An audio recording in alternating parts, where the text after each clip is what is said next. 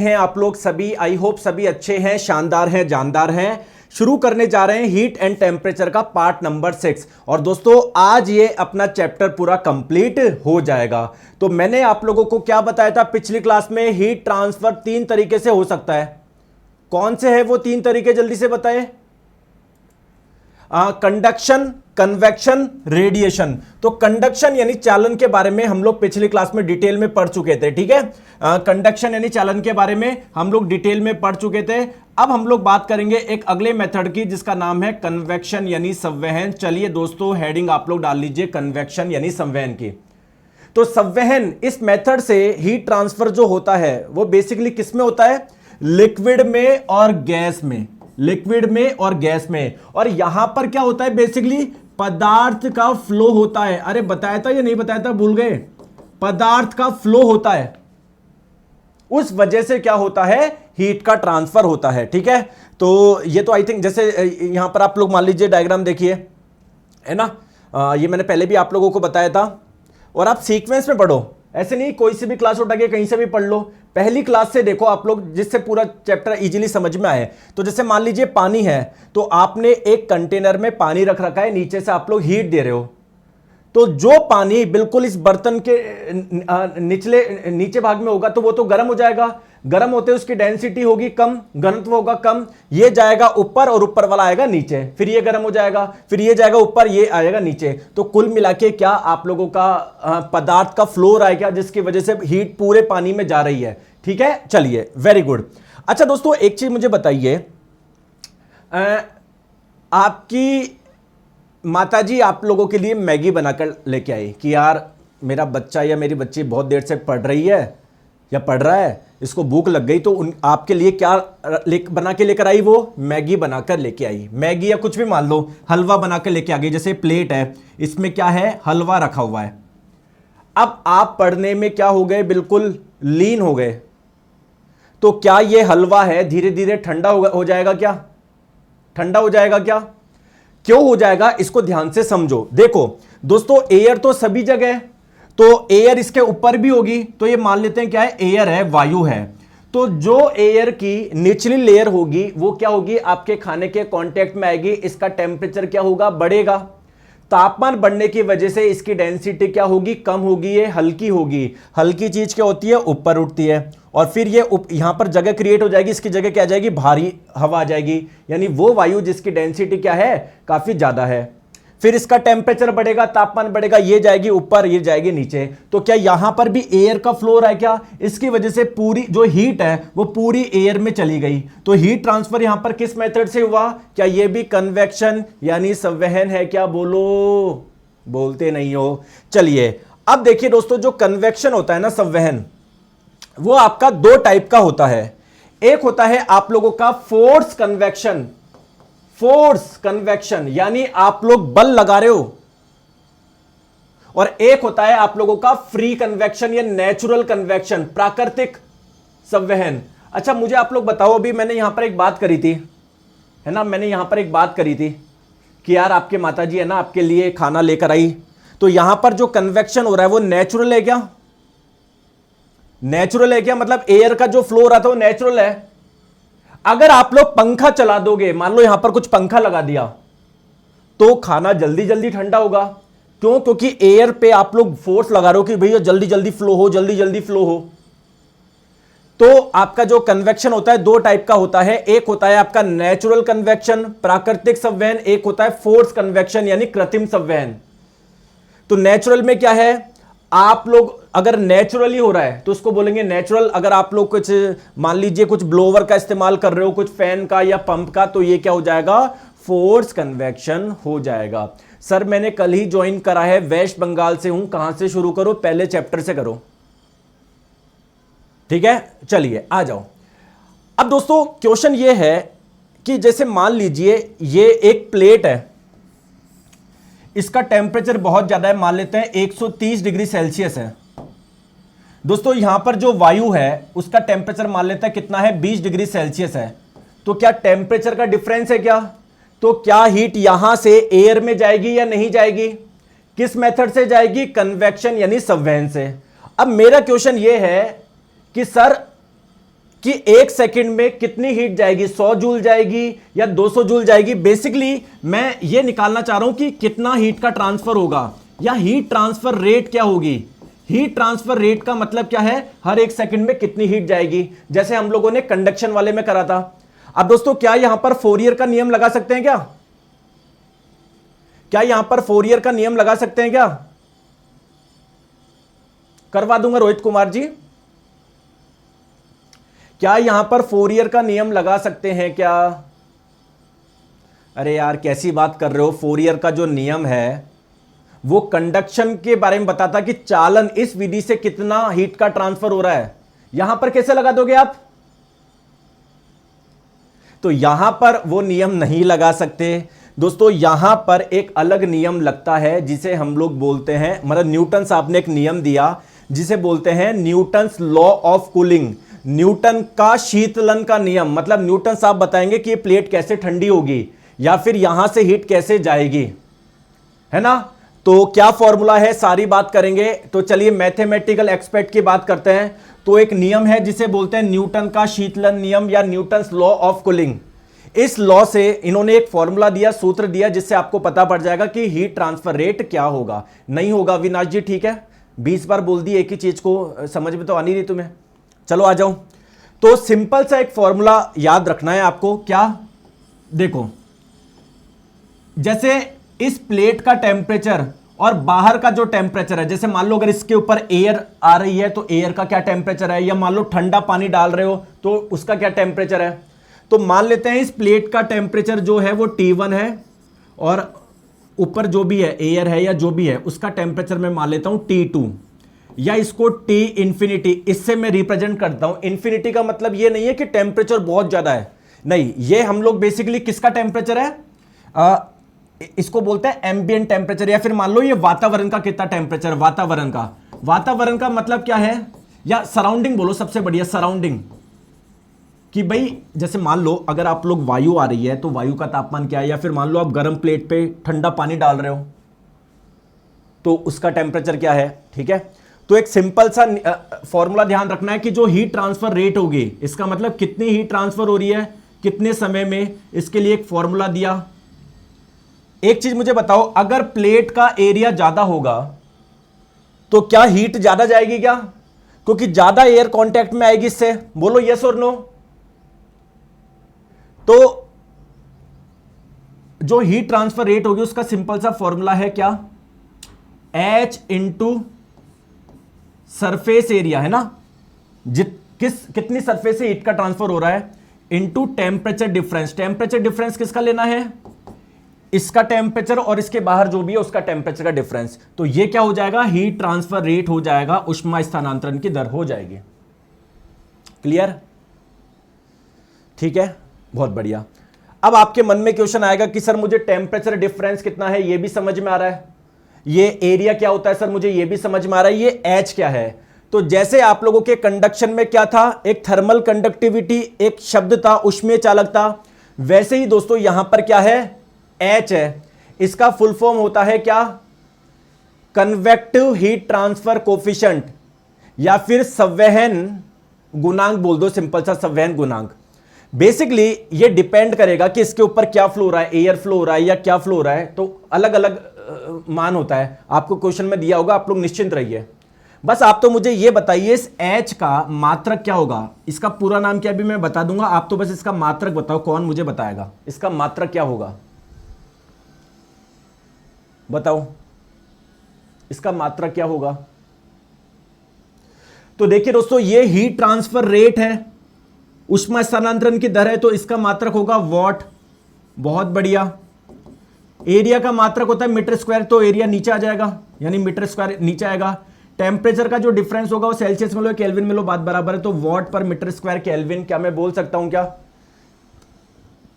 कि ये इसका मात्रक होगा? यार गलत बात है, आप जवाब नहीं देते हो, ऐसे कैसे काम चलेगा, है ना। तो चलिए अभी मैं क्वेश्चन करवाऊंगा, टेंशन मत लो। आप लोग सिंपल सा फॉर्मूला ध्यान रखिएगा, जो हीट ट्रांसफर रेट होती है उसका फॉर्मूला ये होता है, जहां पर ये Q/T क्या है, हीट ट्रांसफर रेट है, H क्या है, कन्वेक्टिव हीट ट्रांसफर कोफिशिएंट, संवहन गुणांक बोल दो या संवहन ऊष्मीय स्थानांतरण गुणांक बोल दो। क्लियर है? ए सरफेस एरिया, ए उस प्लेट का एरिया जहां से क्या होगा, हीट का ट्रांसफर हो रहा है, और डेल्टा टी टेम्परेचर का डिफरेंस। क्लियर है? चलिए दोस्तों क्वेश्चन करते हैं, टेंशन मत लो, आराम से करो। हालांकि इस फॉर्मूले पे अभी तक रेलवे ने क्वेश्चन नहीं पूछा है, लेकिन क्या पता पूछ ले, जब फोरियर के नियम से आ चुका तो इससे भी आ सकता है। जब फोरियर के नियम से आ सकता है तो इससे भी आ सकता है। बताओ। तो बोला जा रहा है 2 मीटर स्क्वायर क्षेत्रफल वाली एक धातु की प्लेट। दोस्तों एक प्लेट है जिसका एरिया आपको दिया हुआ है 2 मीटर स्क्वायर। ठीक है, कि प्लेट को 25 डिग्री सेल्सियस वाली वायु में रखा गया, यानी बाहर क्या है, वायु है जिसका टेम्परेचर है 25 डिग्री सेल्सियस।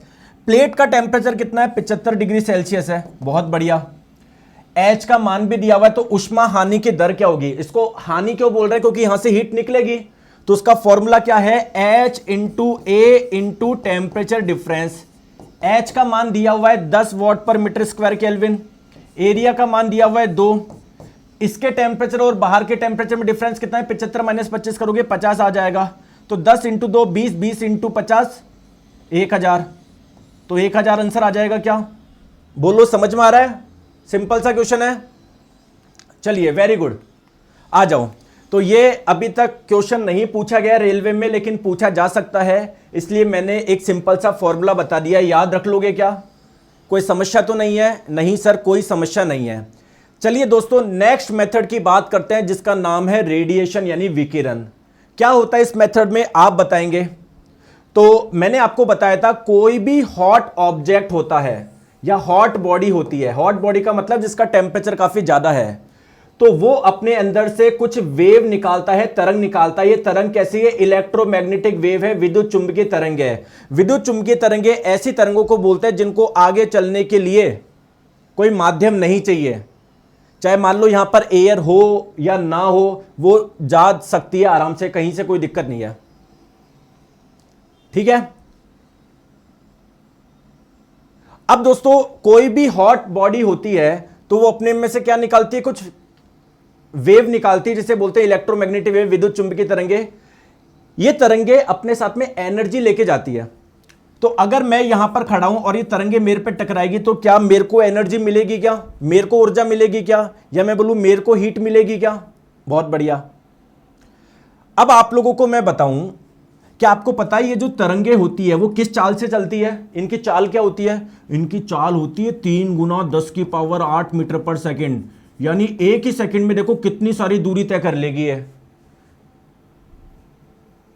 तो क्या ये हीट ट्रांसफर का सबसे तेज तरीका है क्या?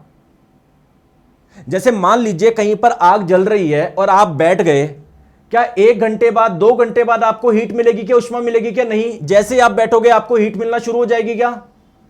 तो यहां से यहां पर हीट का ट्रांसफर हो रहा है, देखो कितना फास्ट हो रहा है। ठीक है, चलिए आ जाओ।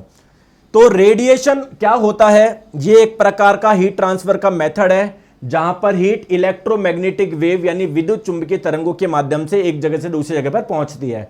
और इन तरंगों के चलने के लिए कोई माध्यम की आवश्यकता नहीं है। ऐसा नहीं है बीच में कोई ठोस होगा या कोई तरल होना चाहिए, कोई गैस नहीं।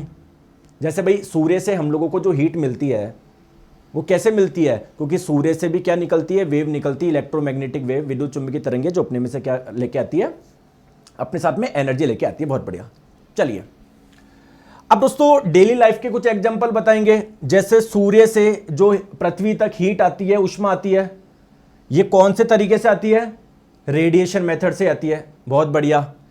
जैसे आप लोग अगर किसी आग के पास में खड़े होते हो तो आपको हीट क्यों मिल रही है? किस मेथड से आ रही है हीट यहां से यहां पर? वही रेडिएशन मेथड से आ रही है। क्लियर है क्या? आगे बात समझ में? ठीक है। चलो, डीके कब ज्वाइन करा है तुमने? डीके भैया आपने कब कोर्स ज्वाइन करा है? एक बच्चा है, इसने डीके नाम का, मुझे पता है कल या परसों कोर्स ज्वाइन करा होगा। आके कमेंट कर रहा है कि सर वो क्लास हो चुकी है सारी। तो दोस्तों ये बैच आपका 7 जनवरी से शुरू हो गया था। जो भी बच्चे हैं उनसे पूछो। इनका तो क्या है, बस ये है कि जिस दिन मैं ज्वाइन करूं उस दिन से वापस 0 से शुरू करूं। ठीक है, आ जाओ। अब और बताइए। अब दोस्तों मैं कुछ आप लोगों को एक चीज बता रहा हूं। जो ब्लैक कलर होता है ना, काला कलर, ब्लैक कलर, काला रंग, वो काफी अच्छा एब्जॉर्बर होता है, अवशोषक होता है। जैसे मान लीजिए अगर कोई काली कलर की कोई वस्तु है, तो जब इस पे ये इलेक्ट्रोमैग्नेटिक वेव आएगी, विद्युत चुंबकीय तरंगे आएगी, तो इनको अच्छे से एब्जॉर्ब कर लेता है, अच्छे से अवशोषित कर लेता है। यही मान लीजिए अगर काले कलर की जगह कोई और कलर होता, मान लो सफेद रंग होता, ये मैं सफेद रंग की जगह ये वाला रंग इस्तेमाल कर रहा हूं, क्यों? क्योंकि सफेद रंग आपको दिखेगा नहीं। अच्छा, बोर्ड पे बना लेता हूं ना मैं, ठीक है। अगर कोई सफेद रंग की कोई वस्तु होती, तो जब इसके ऊपर इलेक्ट्रोमैग्नेटिक वेव आती ना, तो ये इसको रिफ्लेक्ट कर देती है, जैसे मान लो टकरा के फिर ये वापस इधर चल जाएगी। तो व्हाइट कलर सबसे अच्छा रिफ्लेक्टर होता है, सबसे अच्छा रिफ्लेक्टर होता है। इसलिए आपने सुना होगा, बोला जाता है कि गर्मियों के दिनों में हल्के लाइट कपड़े पहनने चाहिए, हल्के कलर के कपड़े पहनने चाहिए। अरे तो क्या हो गया डीके, पढ़ लो वरना कुछ और हो जाएगा आपका। क्या आपको गर्मियों में क्या काले कपड़े पहनोगे क्या आप? दोस्तों काले कपड़े जो होते हैं वो क्या करेंगे, ज्यादा एब्जॉर्ब करेंगे, या मैं बोलूं हीट को ज्यादा एब्जॉर्ब करेंगे। तो इसलिए बोला जाता है गर्मियों के दिनों में सफेद रंग के कपड़े पहना करो, जो ज्यादा हीट एब्जॉर्ब नहीं करे। ठीक है, आ जाओ। अब एक चीज मुझे बताओ, जो बर्तन होते हैं, जो बर्तन होते हैं, उनके जो नीचे का पैंदा होता है, क्या वो ब्लैक कलर का होता है क्या? जो नीचे का पैंदा होता है वो ब्लैक कलर का होता है क्या? ब्लैक कलर का वो क्यों होता है? क्योंकि ब्लैक कलर अच्छे से हीट को एब्जॉर्ब करता है। तो ये हीट को ब्लैक कलर का ये अच्छे से एब्जॉर्ब कर लेगा, तभी तो पतीला गर्म होगा, ये बर्तन तभी तो गर्म होगा। और जब ये गर्म होगा तभी तो इसके अंदर का जो भी पानी है या जो भी आप लोग बना रहे हो वो गर्म होगा। बोलो यस और नो? बहुत बढ़िया। और बताओ इसके एग्जांपल्स। तो गर्मियों के समय में आपको सफेद कपड़े पहनने को क्यों बोला जाता है? क्योंकि ये जो सफेद कपड़ा है सबसे कम हीट एब्जॉर्ब करता है, सबसे कम ऊष्मा अवशोषित करता है। या मैं बोलूं जब इसके पास में रेडिएशन आएगा तो इसको अच्छे से रिफ्लेक्ट करेगा, रिफ्लेक्ट करेगा। तो ये सारी बातें मैंने यहां पर लिखी है। चलिए आ जाओ।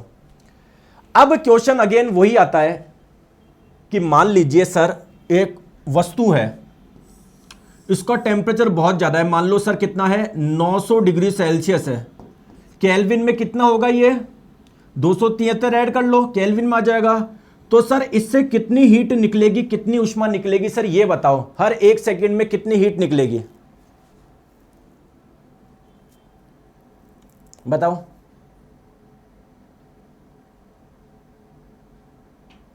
बताओ। अब इसके लिए भी यार कुछ फॉर्मूला होना चाहिए। तो देखिए दोस्तों, क्या यहां पर मैं फोरियर का नियम लगा दूं? क्या मत लगाओ। फोरियर का नियम हमको बताता है कि कंडक्शन यानी चालन विधि से कितना हीट ट्रांसफर हो रहा है। क्या मैं इधर न्यूटन्स लॉ ऑफ कूलिंग लगा दूं? क्या न्यूटन का शीतलन का नियम? नहीं सर। बताओ फिर क्या करें? आ जाओ। तो दोस्तों यहां पर एक अलग नियम है, उस नियम का नाम है स्टीफन बोल्ट्जमैन नियम।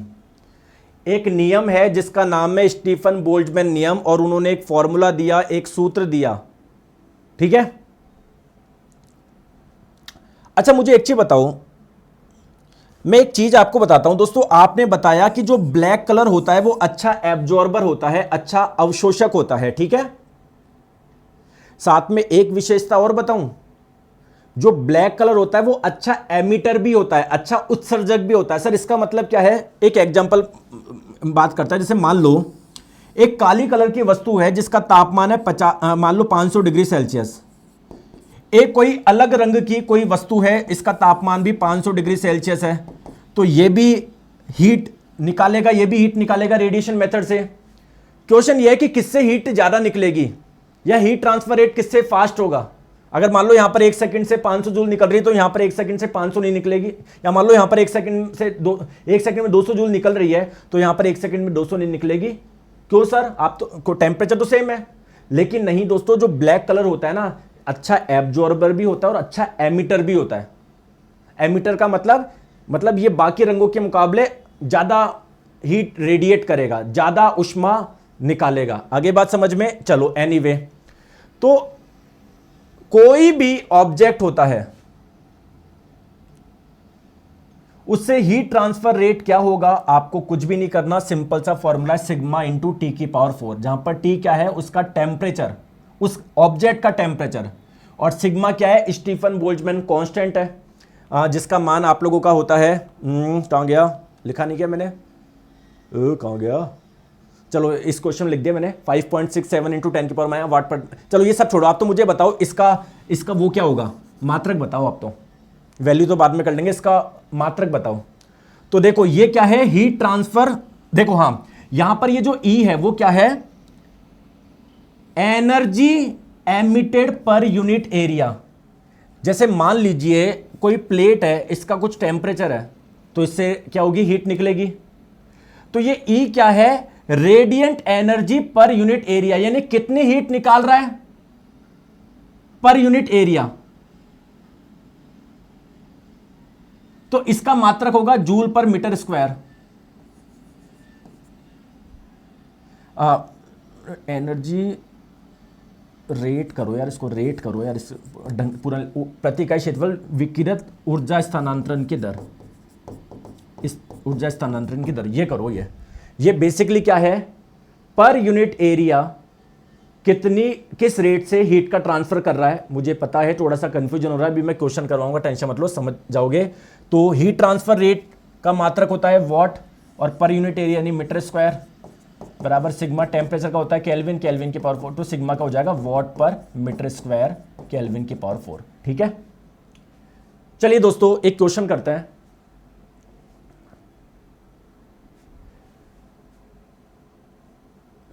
योगेश मीणा जी, जो आप क्वेश्चन बोल रहे हो ना मैं करवा चुका हूं। एक योगेश मीणा नाम का बच्चा बोल रहा है, पता नहीं क्या, कि मान लो 500 ग्राम का कोई पदार्थ है, इसको 2000 जूल हीट देने पर इसका टेम्परेचर 80 डिग्री सेल्सियस बढ़ गया, तो बताओ इसकी थर्मल कैपेसिटी क्या है। दोस्तों अभी ये क्वेश्चन सॉल्व करवाने की जरूरत है क्या, करवा तो दिया मैंने, हैं बताओ। तो इसमें भाग लगा दो इसका। चलिए दोस्तों क्वेश्चन करते हैं आराम से। अभी तक दोस्तों मैं फिर से बता दूं, रेलवे में इससे भी क्वेश्चन नहीं पूछा गया है, रेलवे में इससे भी क्वेश्चन नहीं पूछा गया है, लेकिन पूछा जा सकता है, इसलिए सिंपल सा फॉर्मूला याद रखना है। बोला जा रहा है एक ब्लैक बॉडी के सरफेस का टेम्परेचर है 500 केल्विन, बहुत बढ़िया, प्रति इकाई क्षेत्र में, ठीक है, तो सिंपल सा फॉर्मूला लगाओ सिग्मा टी की पावर 4, ये आप कर लोगे, ये बड़ी बात नहीं है। मान लो क्वेश्चन में आप लोगों से पूछा जाए कि इसके 4 मीटर स्क्वायर एरिया से टोटल कितनी हीट निकलेगी, इसका आंसर मुझे बताओ। इसके 4 मीटर एरिया से कितनी हीट निकलेगी, या 4 मीटर एरिया से जो हीट ट्रांसफर रेट होगी वो क्या होगी। तो दोस्तों अगर आपने इसका आंसर क्या बताया, डी बता रहे हो, यानी पर metre square heat transfer rate इतनी है, तो 4 मीटर से करना है तो 4 से गुना कर देना। क्लियर है क्या। और दोस्तों ये चैप्टर हो गया अपना पूरा कंप्लीट। कैसा लगा, कौन से ऐसे बच्चे हैं जिन्होंने अभी तक सारे चैप्टर कर लिए हैं। कल हम लोग क्या पढ़े बताओ, आप जो बोलोगे वो कर लेंगे। ऑक्यूपेशनल सेफ्टी एंड हेल्थ शुरू करें या इंजीनियरिंग ड्राइंग शुरू करें। दोस्तों अगर 2025 का मैं बात करूं, भी जो एग्जाम हुआ है ना, वैसे तो देखो सब इक्वल है, लेकिन इससे बहुत क्वेश्चन पूछे गए हैं और आप लोग बोल सकते हो थोड़ा सा आसान भी है, तो पहले हम लोग इसको कर लेते हैं पूरा। इंजीनियरिंग ड्राइंग थोड़ा बड़ा है, ये आपका छोटा भी है, आसान भी है, जल्दी से कवर भी हो जाएगा, है ना। शायद 3-4 क्लास में मान लो लास्ट, और उसके जस्ट बाद में फिर हम ये शुरू कर देंगे। तो कौन से ऐसे बच्चे हैं जिन्होंने पहला चैप्टर पूरा कर लिया है, यस कल करते रहो। यूनिट एंड मेजरमेंट, फिर उसके बाद में स्पीड एंड वेलोसिटी, फिर मास विद डेंसिटी, फिर वर्क एनर्जी पावर, फिर क्या पढ़ा था हमने, lever and machinery, basic electricity, heat and temperature. तो 7, कितने ऐसे बच्चे जिनके 7 चैप्टर हो चुके हैं, या 7 में से कितने हुए कमेंट करके बताओ। कोई बात नहीं, एक बच्चा बोल रहा है मैंने बस मेरा बेसिक इलेक्ट्रिसिटी बचा है, लीवर एंड सिंपल मशीन तो कर लिया, कोई बात नहीं, है ना। लेकिन साथ में करते रहो, फिर बाद में आपको समय नहीं मिलेगा, बाद में आपको समय नहीं मिलेगा।